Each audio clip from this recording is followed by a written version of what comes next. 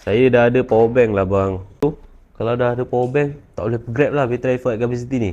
Takkan lah abang nak kena berat-berat bag bang, nak kena bawa power bank. Better abang bawa handphone je daripada abang nak kena berat bag, nak kena bawa 10,000 mah, 50,000 mah, 20,000 mah power bank dekat bag abang tu. Yang mana kawan-kawan kita kan asyik nak pinjam power bank abang.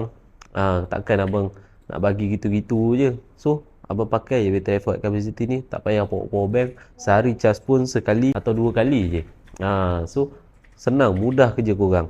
Untuk korang yang mana ada masalah bateri cepat habis, nak kena berat bag, bawa power bank, nak kena bawa charger, nak kena pinjam power bank kawan, korang grab battery life capacity yang mana capacity mah lebih besar daripada ori, bateri pun dapat tahan lebih lama. Untuk iPhone 12 ke atas guys, korang boleh diagnose akan net use, tak ada keluar 64, tak ada keluar verified part guys, dia akan net use lah pas korang diagnose tu.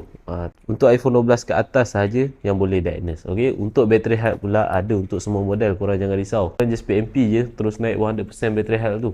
Korang beli battery life capacity ni dengan anda komputer handphone, dapat 3 bulan warranty tau. Korang jangan risau, kalau ada apa-apa isu, contact je anda komputer handphone, kita akan hantar bateri yang baru kat korang. Okay, so guys, korang tunggu apa lagi? Ada free shipping, ada discount, terus check out. Ciao.